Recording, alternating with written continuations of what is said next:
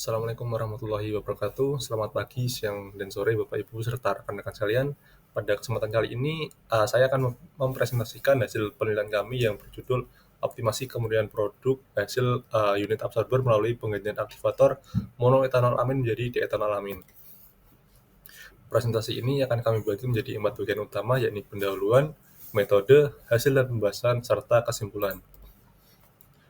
Penelitian kami ini dilatar belakangi oleh peran krusial unit CO2 removal pada PT MMA dalam menghasilkan gas murni. Namun, penggunaan aktivator monoetanol amin atau MMA saat ini bermasalah karena mudah terdegradasi dan memiliki kapasitas penyerapan yang rendah, sehingga menghambat pencapaian kemudian gas produk optimal. Oleh karena itu, tujuan dari penelitian kami adalah untuk menilai dan membuktikan pengaruh penggantian aktivator dari MMA menjadi DA untuk meningkatkan kemudian sweet gas, efisiensi, dan stabilitas operasi sekaligus menentukan aktivator yang paling optimal bagi sistem CO2 absorber tersebut.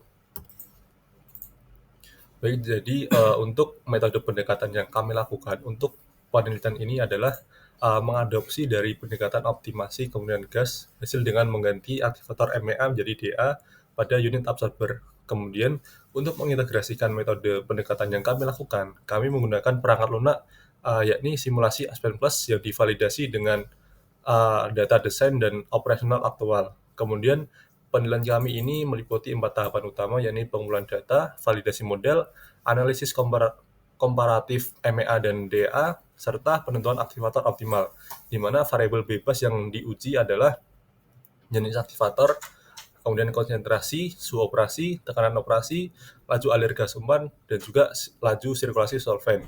Dengan variabel terikannya adalah kandungan CO2 dalam sweet gas, kemudian amin loading, konsumsi energi, dan efisiensi penyerapan CO2. Baik, pada hasil dan pembahasan dapat dilihat pada tabel 1 dan 2, di mana kami menyajikan hasil validasi dari model simulasi kami, yang merupakan langkah penting untuk menjamin keakuratan dari model yang kami buat. Kemudian kami membandingkan hasil simulasi dengan data desain dan data aktual. Dari perbandingan tersebut, nilai persentase error untuk setiap parameter proses seperti suhu, tekanan, dan total molar flow ditemukan relatif kecil. Sebagai contoh, pada tabel molar flow di tabel 1, di mana persentase errornya hanya mencapai 1,76%. Hasil ini menjadi dasar untuk menyimpulkan bahwa permodelan yang kami buat telah tervalidasi dan mampu mereplikasikan kondisi nyata di lapangan.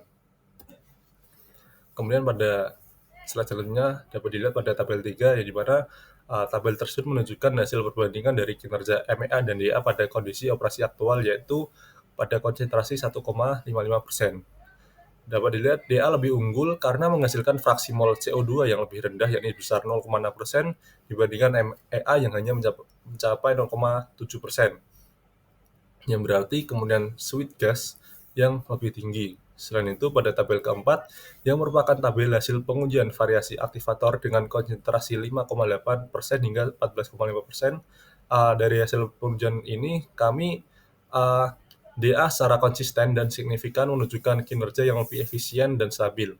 Terbukti pada konsentrasi 14,5%, DA mampu mencapai CO2 hingga mencapai 0,15%, sementara MEA hanya mencapai 0,22%.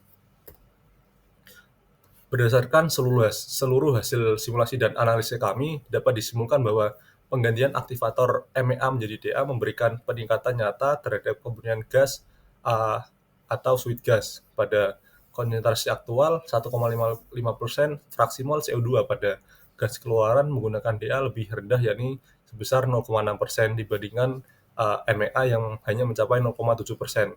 Secara umum, DA terbukti lebih efektif dan stabil dalam menjaga efisien penyerapan CO2.